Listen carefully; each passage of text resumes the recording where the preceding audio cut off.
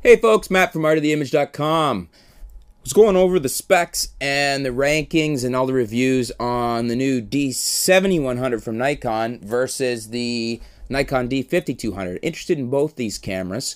I loved my D7000, so the 7100 was a natural consideration as a replacement. But the 5200 has the swinging LCD, which for me is a big thing for video. The very angle that you can swing out to the side and reposition it.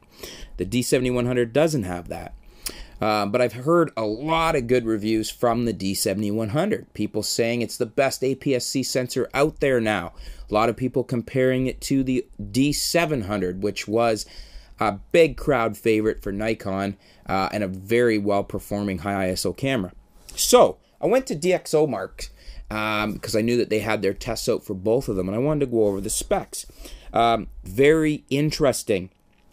Overall, DXOMark gives the 5200 an 84. 84, folks, versus the 7100's 83. Why? Well, they're tied 24.2 to 24.2 on color depth, portrait color depth as they rank it here. They have a tie almost on dynamic range. We've got 13.7 on the 7100 and 13.9 on the 5200. This surprised me a little bit, just a smidge more dynamic range out of the 5200 than out of the slightly newer, more expensive 7100. And then here's the kicker, folks. For high ISO, the Nikon D5200 gets a score of 1284. The 7100 gets a score of 1256. Essentially, this should be the same sensor in both cameras, but it would appear that however Nikon's tweaked it in the 5200, it's a better performing sensor in the 5200 than it is in the 7100.